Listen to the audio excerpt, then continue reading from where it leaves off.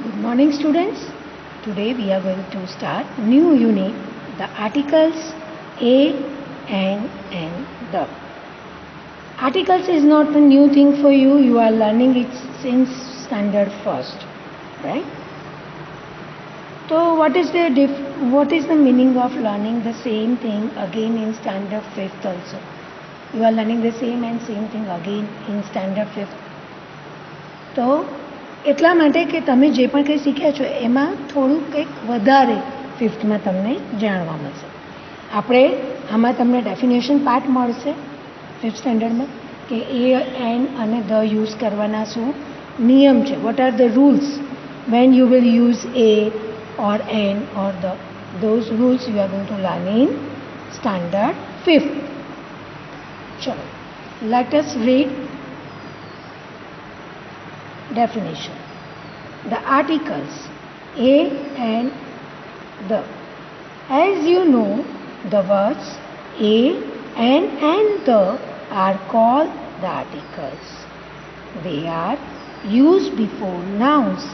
A and the are articles, and when you use them, you use before nouns. તમે નાઉનની આગળ use કરો છો. આપણે અત્યાર સુધી કેટલા નાઉન્સ કરેલા છે જો આગળ આપણે સેન્ટેન્સીસ કર્યા હતા, રાઈટ? સેન્ટેન્સીસ કોને કહેવાય? જેનું ફર્સ્ટ લેટર કેપિટલ હોય અને એન્ડમાં કાં તો ફૂલ સ્ટોપ હોય, ક્વેશ્ચન માર્ક હોય કે પછી એક્સક્લેમેશન માર્ક હોય અને એ આપણને કમ્પ્લીટ સેન્સ આપે, એટલે કે કમ્પ્લીટ મિનિંગ આપે. Sentence is group of words that makes complete sense, whereas phrase also a group of words but it gives some meaning, not complete meaning. Then in second unit we learn subject and predicate. You learn that there are two parts of a sentence. One is subject and other is predicate. So what is subject? So subject names the person or thing in the sentence. જે પણ માણસની કે વસ્તુની વાત છે એ subject કહે છે. શું વાત છે એ માણસ કે વસ્તુની એ આપણને પ્રેડિકેટ કહે છે. Okay, the predicate tells us something about the subject. For example, Rustam was playing football. તો અહીંયા કયા માણસની કે વસ્તુની વાત ચાલે છે? તો કે અહીંયા રુસ્તમની વાત ચાલે છે. તો રુસ્તમ શું થયો? સબ્જેક્ટ. રુસ્તમ વિશે શું વાત થઈ રહી છે? તો કે પ્લેઇંગ ફૂટબોલ. તો આ થયો predicate. Okay,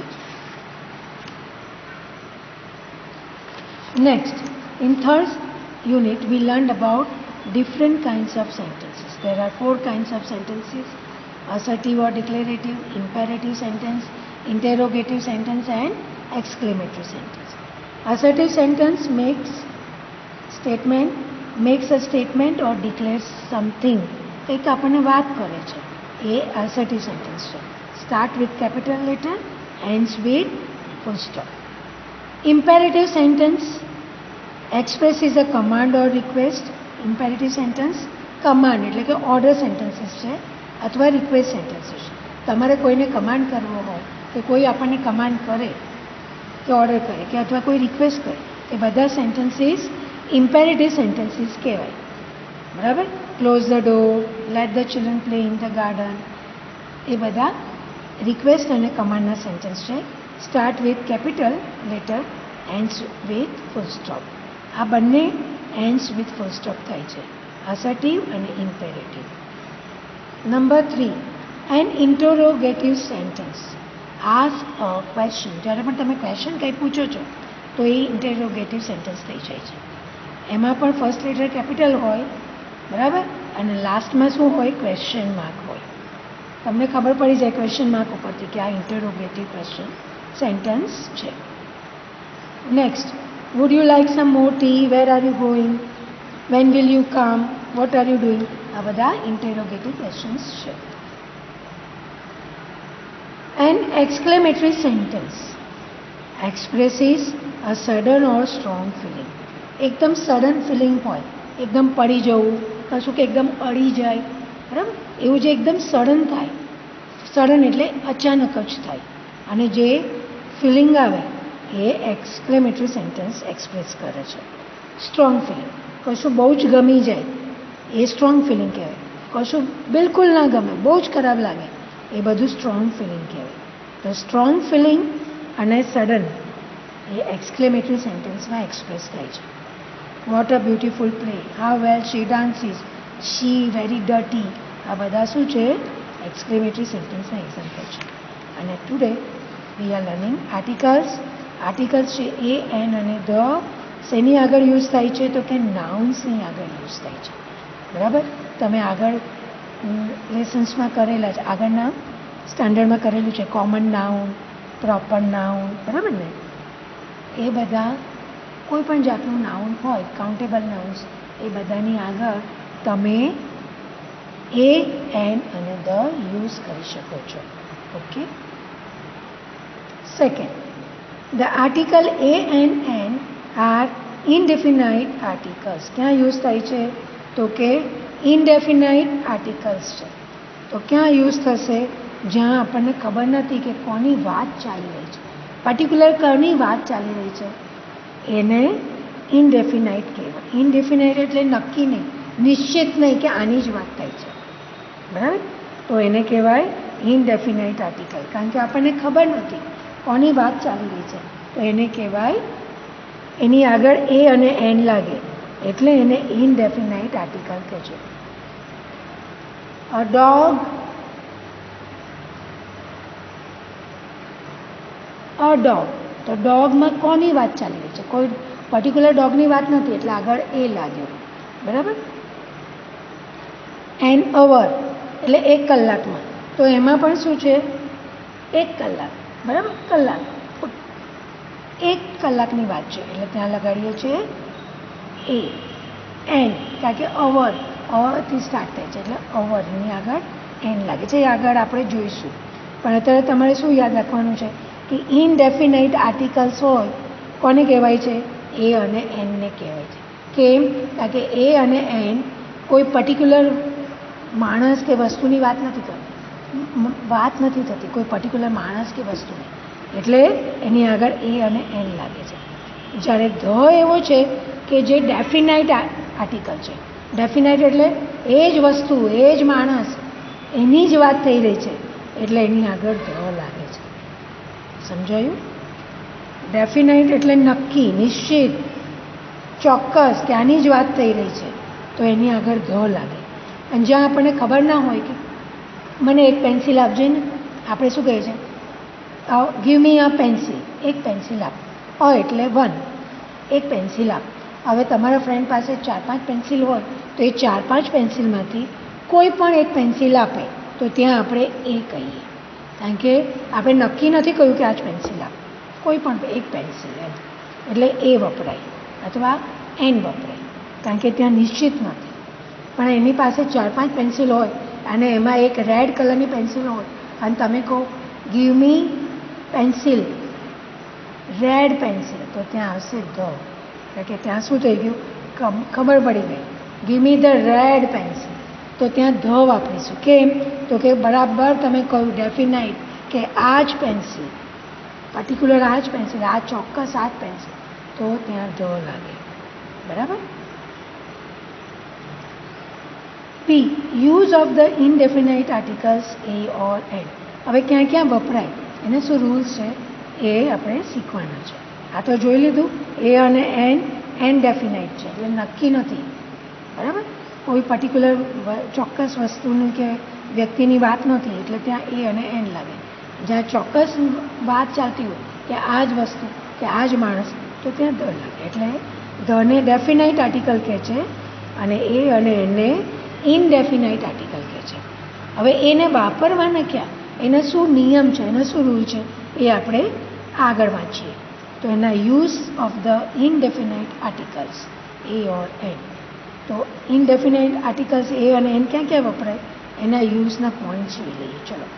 the article a is use before nouns beginning with consonants and vowels that sound like consonants. હવે ક્યાં વપરાય છે? તો કોન્સોનન્ટ, જે નાઉન કોન્સોનન્ટથી સ્ટાર્ટ થતા હોય. કોન્સોનન્ટ અને વોવેલ કોને કહે છે? તો તમને ખબર જ છે, છતાં પણ હું તમને કહી દઉં. એ, ઈ, આઈ, ઓ અને યુ આ 5 લેટર વોવેલ્સ કહેવાય છે. અને બાકીના બધા બી, સી, ડી, એફ, જી, એચ, જે, કે, એલ, એમ, એન, પી, ક્યુ, આર, એસ, ટી, વી, ડબલ્યુ, એક્સ, વાય અને ઝેડ આ બાકીના લેટર્સ બધા કોન્સોનન્ટ્સ કહેવાય. અને એ, ઈ, આઈ, ઓ અને યુ વોવેલ્સ કહેવાય. વોવેલ્સ કોને કહેવાય? વોવેલ્સ એટલે ગુજરાતીમાં એને સ્વર કહેવાય. જે લેટર્સને પ્રોનાઉન્સ કરવા માટે બીજા કોઈની મદદની જરૂર નથી પડતી એને વોવેલ્સ કહેવાય. બરાબર? અને કોન્સોનન્ટ્સને વોવેલ્સની હેલ્પ જોઈએ. બરાબર? ઓર આપણે બોલવું હોય કા તો તમારે કે લખી અને પાછળ એ લગાડવું પડે, કારણ કે કાનું પ્રોનાઉન્સિએશન એ વગર પોસિબલ નથી. બરાબર? એટલે એ વોવેલ છે અને કે શું છે? કોન્સોનન્ટ છે. બરાબર? તો જે લેટર્સ કોન્સોનન્ટથી બિગિન થતા હોય, બિગિન એટલે ચાલુ થતા હોય, અને એવા વોવેલ્સ કે જેનો સાઉન્ડ પણ કોન્સોનન્ટ જેવો આવતો હોય ત્યાં તમે એ વાપરશો. બરાબર? એ ક્યાં વપરાય? તો જે નાઉન્સ કોન્સોનન્ટથી ચાલુ થતા હોય, બરાબર, એની આગળ એ વપરાય. અને ભલે વોવેલ્સ હોય પણ એનું પ્રોનાઉન્સિએશન કરીએ તો વોવેલથી એનો પ્રોનાઉન્સિએશન ના થતો હોય, કોન્સોનન્ટથી થતો હોય, તો ત્યાં પણ તમે એ વાપરશો. કોન્સોનન્ટથી બિગિન થતું હોય અને કોન્સોનન્ટ જેવો એનો સાઉન્ડ આવતો હોય, ભલે આગળ વોવેલ હોય, તો પણ તમે એ જ વાપરશો. અહીંયા એક્ઝામ્પલ આપેલા છે. પીજન, પીથી સ્ટાર્ટ થાય છે. પી શું છે? કોન્સોનન્ટ, એટલે આગળ શું લાગ્યું? એ. અને પીજન ફિક્સ નથી કયા પીજનની વાત ચાલી રહી છે, તો ત્યાં પણ તમે શું બોલશો? એ પીજન. હાઉસ, હાઉસ એચથી સ્ટાર્ટ કરીએ છીએ, હાઉસ. બરાબર? તો ત્યાં પણ શું વપરાશે? એ. બરાબર? એચ, હથી સ્ટાર્ટ, હાઉસ એટલે આગળ કોન્સોનન્ટથી સ્ટાર્ટ થાય છે, એ વાપરીશું. હવે આ જુઓ, યુનિયન, યુથી સ્ટાર્ટ થાય છે પણ આપણે શું બોલીએ છીએ? યુનિયન. તો ત્યાં એ વાપરવાનું, કારણ કે ત્યાં શું છે? ભલે વોવેલથી સ્ટાર્ટ થતો હોય પણ એનો કોન્સોનન્ટ જેવો સાઉન્ડ આવે છે. પછી આ જુઓ, વન હેન્ડ બેન્ડ. વન ચાલુ ઓથી થાય છે પણ પ્રોનાઉન્સિએશન ક્યાંથી થાય છે? One, one. એટલે ભલે ઓ હોય વોવેલ પણ પ્રોનાઉન્સિએશન કોન્સોનન્ટ જેવો છે, એટલે એની આગળ શું લગાડીશું? એ. Okay? You will think that union, you start with U, બરાબર? તો પણ એની આગળ એ કેમ લગાડ્યો છે? વોવેલ્સ જેવો પ્રોનાઉન્સિએશન યુ, બરાબર? તો કેમ અહીંયા એ લગાડ્યો છે? તો એ એવું કહે છે કે આ એક્સેપ્શન છે અને યુ એટલે વાયો યુ જેવો એનું પ્રોનાઉન્સિએશન આવે છે. વાય ઓ યુ એટલે આપણે જે યુ બોલીએ છીએ ને એના જેવો આનો પ્રોનાઉન્સિએશન થાય છે. એટલે આ યુનિયનની આગળ એનની જગ્યાએ એ લગાડ્યો છે. આ એક્સેપ્શન છે. અહીંયા ક્લિયર છે, જુઓ, ભલે ઓથી સ્ટાર્ટ થાય છે પણ બોલાય છે શું? વન, વ એટલે કોન્સોનન્ટ થઈ ગયું, એટલે એની આગળ એ લાગે. એકચ્યુઅલી કયો લેટર આવે છે એના કરતાં વધારે એ કેવી રીતે પ્રોનાઉન્સ થાય છે. જો એ વોવેલ જેવો પ્રોનાઉન્સ થાય તો એન લગાડવાનું, અને જો એ કોન્સોનન્ટ જેવું સાઉન્ડ થાય તો એ લાગે. બરાબર? એટલે અહીંયા યુનિયન, યુ એટલે વાયો યુ જેવો પ્રોનાઉન્સ કરે છે, એટલે અહીંયા એ લગાડ્યું છે, એન નથી લાગ્યું. Next, the article an is use before nouns beginning with vowel sounds and words beginning with a silent h. એટલે અહીંયા એવું કહેવા માંગ્યું છે કે પ્રોનાઉન્સિએશન પર જાય છે.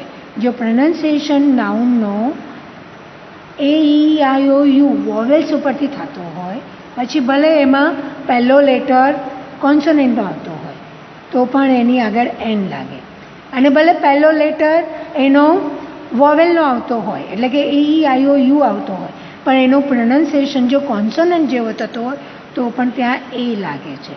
એટલે it is પ્રોનન્સિએશન that matters. Okay, જો પ્રોનન્સિએશન વોવેલ્સ જેવો છે તો એન લાગે, અને પ્રોનન્સિએશન કોન્સોનન્ટ જેવો છે તો ત્યાં એ લાગે છે. અહીંયા જુઓ, અહીંયા બીજા એક્ઝામ્પલ આપે છે, એમાં આપણે વધારે સમજીએ. એક્સિડન્ટ એથી જ ચાલુ થાય છે. એ શું છે? વોવેલ છે.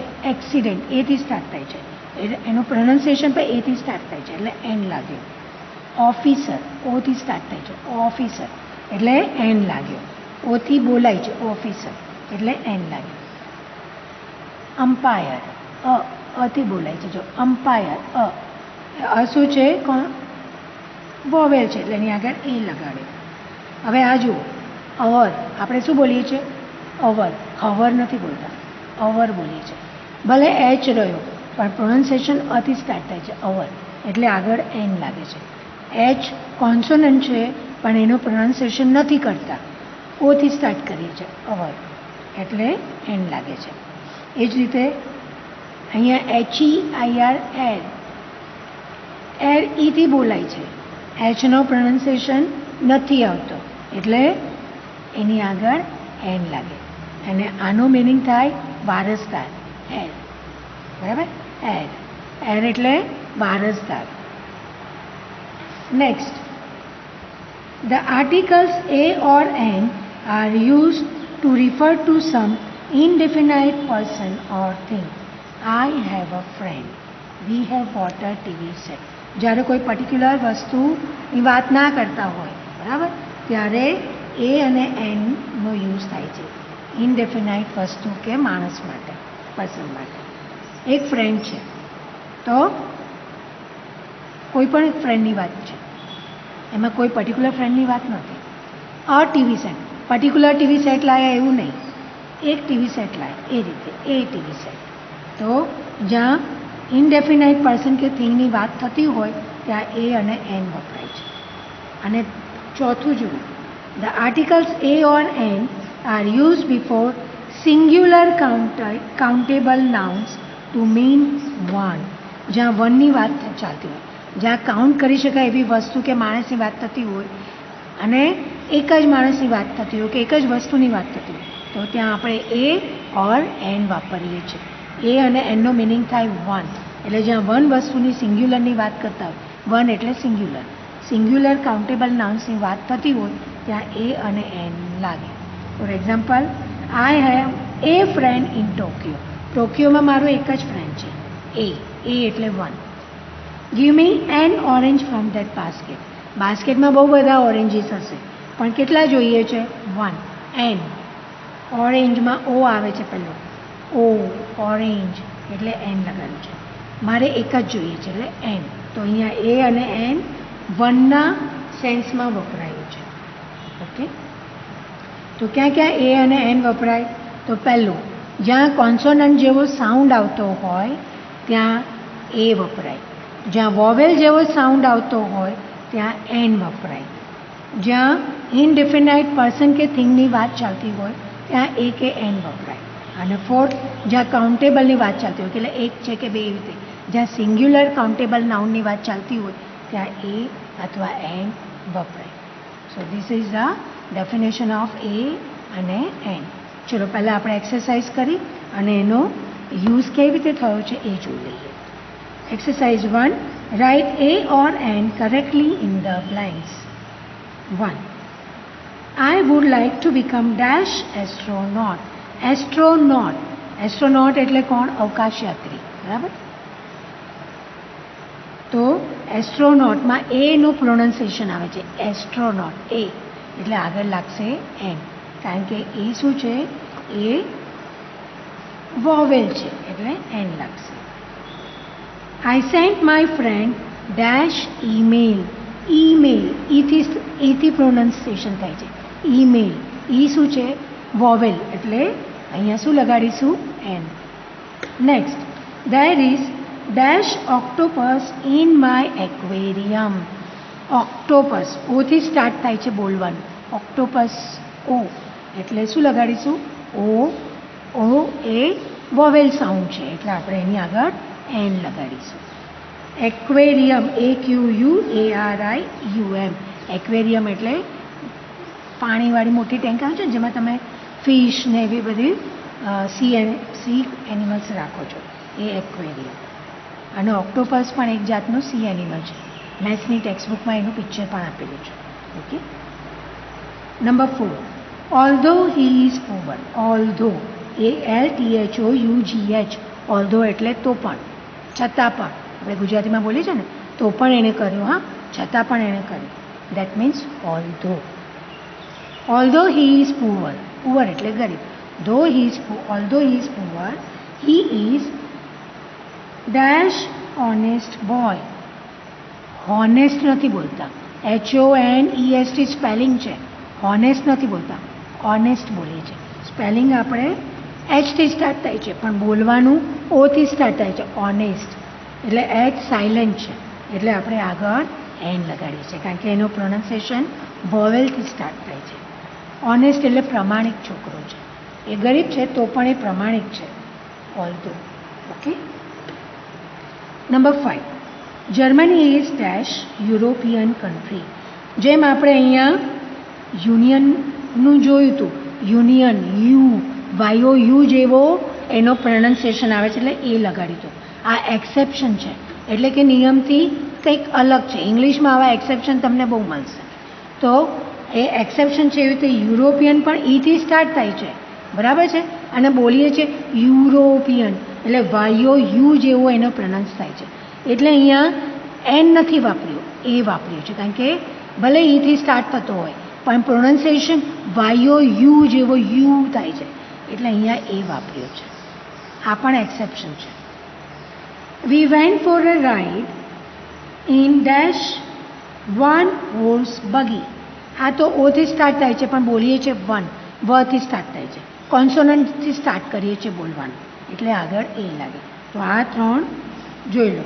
ભલે એનો અહીંયા પહેલો લેટર વોવેલ છે પણ પ્રોનાઉન્સિએશન એનાથી નથી થતું એટલે એ લગાડીએ છીએ. Now we will go for use of C. Use of the definite article the. એ ડેફિનાઇટ આર્ટિકલ છે. એ જ બતાવે જ છે કે આ જ માણસની વાત ચાલી રહી છે, આ જ વસ્તુની વાત કરું છું, તો ત્યાં ધ લાગે એટલે ધને ડેફિનાઇટ આર્ટિકલ કહે છે. The article the is used to point out some particular person or thing. કોઈ પર્ટિક્યુલર માણસ કે વસ્તુની વાત કરતા હોય તો ધ વપરાય છે કારણ કે એ પર્ટિક્યુલર વસ્તુની જ વાત કરે છે. He is the one I told you about yesterday. Yesterday એટલે ગઈકાલે. ગઈકાલે મેં જે વાત કરી હતી તને એ આ છોકરો છે. He is the one. એ છોકરો આ છે એમ. એટલે છોકરો છે, છોકરો કોમન નાઉન છે પણ કયો છોકરો? તો કે જેની મેં કાલે વાત કરી હતી એટલે પર્ટિક્યુલર થઈ ગયો કે કાલે મેં આ જ છોકરાની વાત કરી હતી એટલે એની આગળ શું આવ્યું? ધ. બરાબર. He is the one. એ જ એ છે. ઓકે. તો જ્યાં પર્ટિક્યુલર હોય આની જ વાત, આ જ વસ્તુની વાત છે, આ જ માણસની વાત છે તો ત્યાં ધ લાગે. I do not have the book you gave me. બુકની આગળ ધ લગાડ્યો. કેમ? કઈ બુકની વાત ચાલે છે? You gave me. તે જે મને બુક આપી હતી એ બુક હું નથી લાવ્યો. આઈ ડુ નોટ હેવ, મારી પાસે નથી. તો એ બુક કન્ફર્મ થઈ ગઈ, શ્યોર થઈ ગઈ, ચોક્કસ થઈ ગઈ કે એ જ બુકની વાત છે કે જે તે મને આપી હતી. તો જ્યાં ચોક્કસ વસ્તુની વાત થતી હોય કે માણસની વાત થતી હોય તો ત્યાં આપણે ડેફિનેટ આર્ટિકલ ધ વગાડીએ છીએ. ડેફિનેટ એટલે ચોક્કસ. ધનો અર્થ જ ચોક્કસ થાય છે કે હા એની જ વાત ચાલે છે. Number 2, rule number 2. જ્યાં ચોક્કસની વાત હોય ત્યાં આપણે ધ યુઝ કરીએ છીએ. સેકન્ડ રૂલ શું કહે છે? The article the is use to refer to something or someone already mention earlier. તો ધ ક્યાં વપરાય છે કે આગળ આપણે કોઈ વાત, વસ્તુની કે માણસની વાત કરી હોય એ જ વસ્તુ કે માણસની આપણે ફરીથી વાત કરીએ તો હવે ખબર પડી ગઈ કે આપણે એ જ વસ્તુ કે માણસની વાત કરીએ છીએ, એટલે ત્યાં પણ ધ વપરાય. પહેલી વાર એ કે એન વાપર્યું હોય, પણ જ્યારે બીજી વાર એ જ વસ્તુની વાત કરીએ તો પછી એની આગળ ધ લાગે, કારણ કે આપણે એની વાત પહેલાં કરી લીધી છે, એટલે હવે કન્ફર્મ થઈ ગયું છે કે આ જ માણસની વાત ચાલે છે. તો જ્યાં માણસ ચોક્કસ હોય તો ત્યાં ધ વપરાય, અને પહેલાં વપરાઈ ગયું હોય અને બીજી વાર એ વસ્તુની વાત થતી હોય તો ત્યાં પણ ધ વપરાય. જુઓ એક્ઝામ્પલ જુઓ. I got a letter from a friend. લેટરની આગળ એ લગાડ્યું, બરાબર, કારણ કે ત્યાં પહેલી વાર લેટરની વાત ચાલે છે, અને ફ્રેન્ડની આગળ પણ એ લગાડ્યું. કેમ? તો કે એ ફ્રેન્ડની પણ પહેલી વાર વાત થઈ રહી છે. હવે સેકન્ડ સેન્ટેન્સ જુઓ. The friend wrote the letter to ask me for some money. હવે એ જ ફ્રેન્ડની વાત ફરી આવી, અહીંયા એ લાગ્યું, એ જ ફ્રેન્ડની આગળ હવે ધ લાગ્યું. કેમ? તો કે હવે એ ફરી રિપીટ થયો, તો જ્યારે એ જ વસ્તુની આપણે બીજી વાર વાત કરીએ તો આગળ ધ લાગે. એ જ લેટર ફરી વાર આવ્યો તો એની આગળ ધ લાગે. પહેલી વાર એ લાગ્યો, એ જ વસ્તુની જ્યારે ફરી વાર વાત કરી તો આગળ ધ લાગે. ઓકે, એવું કહેવું છે. અને થર્ડ રૂલ છે, the article the is use with names of geographical phenomena, monuments, holy books or epics, circuses, etc. તો હવે ધ ક્યાં વપરાય? તો કે જ્યાં જોગ્રાફિકલ ફિનોમિના હોય. ફિનોમિના એટલે ઘટના, કંઈ પણ જોગ્રાફિકલ ઘટના બને તો ત્યાં શું વપરાશે? ધ વપરાશે. પછી મોન્યુમેન્ટ્સ, જેમ કે યુનિટી ઓફ સ્ટેચ્યુ છે ને આપણી પાસે, સ્ટેચ્યુ ઓફ યુનિટી, તો ત્યાં શું થશે? ધ વપરાશે. ધ સ્ટેચ્યુ ઓફ યુનિટી, બરાબર. તો આવી રીતે જે મોન્યુમેન્ટ્સ છે, મોન્યુમેન્ટ્સ એટલે સ્મારક, ગાંધીજીનું સ્ટેચ્યુ, તો ધ સ્ટેચ્યુ ઓફ ગાંધીજી, તો સ્ટેચ્યુની આગળ શું વાપરીશું? ધ વાપરીશું. હોલી બુક્સ, જેમ કે ગીતા, ધ ગીતા. બાઇબલ, તો ધ બાઇબલ. કુરાન, તો the Quran. Holy books. Epics, epics એટલે મહાકાવ્ય, જેમ કે રામાયણ, મહાભારત, તો the Ramayana, the Mahabharata. The Shakuntala, તો ત્યાં ધ વપરાય. સર્કસ, કોઈ સર્કસ હોય તો એના નામની આગળ પણ ધ ગ્રેટ સર્કસ, એ તો સર્કસના નામની આગળ પણ ધ વપરાશે. એવી રીતે જોગ્રાફિકલ ઘટના કંઈક બનતી હોય તો એની આગળ પણ ધ વપરાશે, બરાબર. હવે જુઓ, રિવરનું નામ હોય યમુના, તો એની આગળ પણ ધ વપરાશે. એવી રીતે બધી રિવર્સના નામની આગળ ધ વપરાશે. પછી એવી રીતે બધા માઉન્ટેન્સના નામની આગળ પણ ધ વપરાશે, બરાબર. The Sahyadris, the Himalaya, the Ganga, the નદી, ધ તાપી અથવા ધ નર્મદા. તો રિવર્સના નામ, માઉન્ટેન્સના નામ, એ બધાની આગળ પણ ધ વપરાશે. પછી બાઇબલ, જેમ કે હોલી બુક્સ છે, તો બધી હોલી બુક્સની આગળ ધ વપરાશે. સન, એ શું છે? જોગ્રાફિકલ છે, તો ત્યાં પણ the sun, the moon, the star. Okay, the north star, કોઈ પણ સ્ટારની વાત હોય તો એ સ્ટાર, પણ પર્ટિક્યુલર સ્ટારની વાત કરતા હોય તો ધ નોર્થ સ્ટાર. પછી રામાયણ, એ મહાકાવ્ય છે, એપિક છે, એની આગળ આવશે the. Qutub Minar, A monuments છે, મોન્યુમેન્ટ્સ એટલે સ્મારક છે, તો એની આગળ પણ ધ લાગશે. ધ ઇક્વેટર, જોગ્રાફિકલ ફિનોમિના છે, તો ત્યાં ધ વાપરશે. ધ ગ્રાન્ડ સર્કસ, સર્કસના નામની આગળ પણ ધ લાગશે. તો ક્યાં ધ લગાડવાનું છે? જોગ્રાફિકલ ફિનોમિના હોય, મોન્યુમેન્ટ્સની વાત હોય, હોલી બુક્સની વાત હોય, એપિક્સની વાત હોય કે સર્કસીસના નામ હોય, તો એની આગળ ધ લાગે. ઓકે, તો ધ ક્યાં લાગે છે? વન, કોઈ પર્ટિક્યુલર માણસ કે વસ્તુની વાત ચાલતી હોય ત્યાં લાગે. પછી એકવાર વાત થઈ ગઈ અને ફરી પાછી એ જ વાત થતી હોય, એ જ વસ્તુ કે એ જ વ્યક્તિની, તો ત્યાં પણ ધ લાગે. અને ત્રીજું, જોગ્રાફિકલ ફિનોમિના હોય કે મોન્યુમેન્ટ્સ હોય કે હોલી બુક્સ હોય, એપિક્સ હોય કે સર્કસના નામ હોય, તો ત્યાં પણ ધ લાગે. તો આ 3 કેસમાં ધ લગાડવાનું છે. હવે એક્ઝામ્પલ જોઈ લઈએ. ચાલો, write a an or the. Amit had dash beautiful garden in his backyard. Beautiful, બથી સ્ટાર્ટ થાય છે, બીથી સ્ટાર્ટ થાય છે, તો એ કોન્સોનન્ટ છે એટલે આગળ એ લગાડીશું. Amit had a beautiful garden. In dash garden.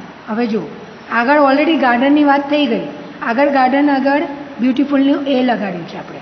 હવે એ જ ગાર્ડનની ફરી વાત થાય છે એટલે હવે એ નહીં, હવે શું લાગશે? ધ.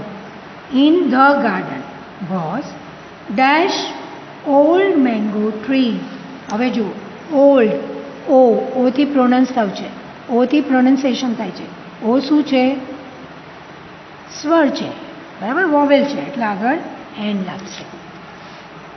તો ત્યાં શું લાગશે? એન લાગશે. ઓકે. ઓલ્ડ, ઓ એટલે ઓથી બોલીએ છીએ એટલે એન લાગશે. અને અહીંયા મેંગો ટ્રી કયું પહેલાં નથી બતાવ્યું, આ પહેલી વાર આવી રહ્યું છે, બરાબર ને, એટલે એન લાગશે. Many birds had built nest in dash branches of dash tree. જો મેંગો ટ્રી આગળ આવી ગયું છે એટલે હવે એની આગળ ધ લગાડીશું, બરાબર. હવે બ્રાન્ચીસ બહુ બધું છે એટલે એ અને એન નહીં લાગે. એ અને એન એક માટે વપરાય, પણ અહીંયા તો બ્રાન્ચીસ, બહુ બધી બ્રાન્ચીસ છે એટલે ત્યાં લગાડીશું ધ, બરાબર.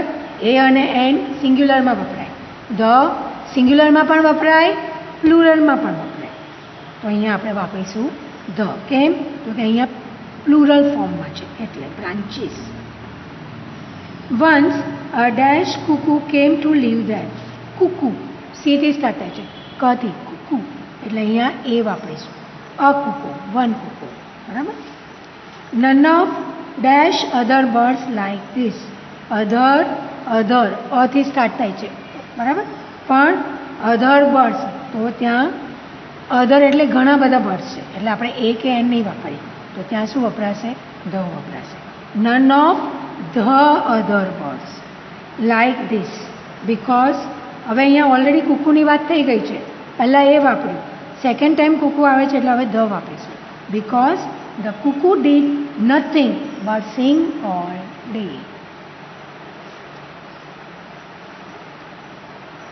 Next, you have such dash nice voice.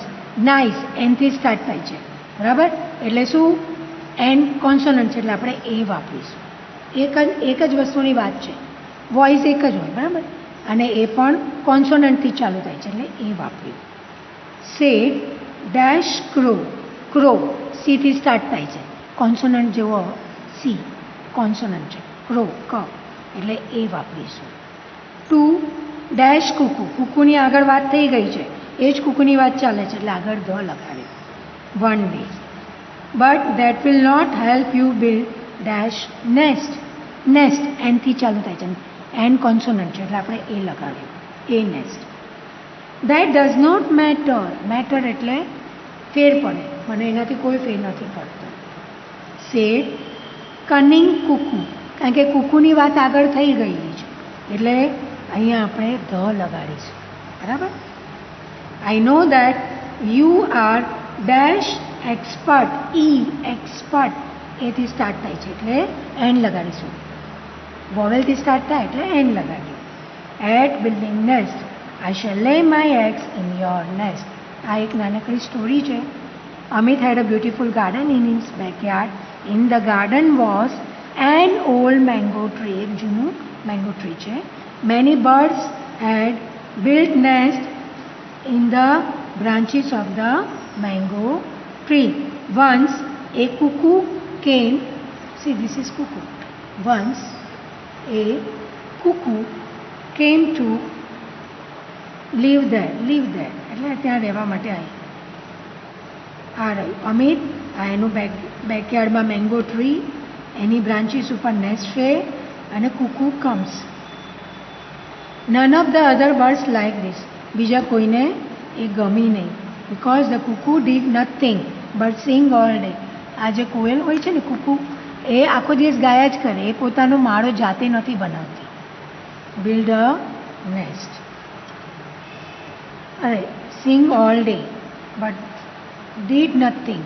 Nothing એટલે કાંઈ કરતી નથી. ડીડ નથિંગ કાંઈ કરતી નથી. સિંગ ઓલ ડે આખો દિવસ ગાયા કરે છે, but did nothing. You have such a nice voice, said a crow to the cuckoo one day. But that will not help you build a nest. Crow શું કહે છે કે અવાજ સારો હોય એનાથી કંઈ તારો માળો ના બંધાઈ જાય. તો એનો અર્થ એમ કે તું માળો બાંધ ગાયા કરતાં. તું ગાગા કરું છું એના કરતાં તું માળો બાંધ. You build a nest. That does not matter. હું આખો દિવસ શું કરું છું એનાથી કોઈ ફેર નથી પડતો. મેટર એટલે ફેર પડવો. Sad the cunning. કનિંગ એટલે લુચ્ચું કહેવાય. કનિંગ એટલે લુચ્ચું. The cunning cuckoo. I know that you are an expert at building nest. Cuckoo શું કહે છે એનાથી કોઈ ફેર નથી પડતો કે એવો મારો અવાજ છે ને હું આખો દિવસ શું કરું છું. I know that you are an expert at building nest. ક્રોને કહે છે કે you are expert in building nest. I shall lay my eggs in your nest. અને હું મારા ઈંડા તારા નેસ્ટમાં મૂકીશ. ઓકે, આ પેસેજ છે. તો we end here. Okay, you will write down definitions in your notebook and exercise 1 as well as exercise 2 in your notebook. Okay, read, learn and write new words 3 times. So this is your homework. I end here. Have a nice day. Bye.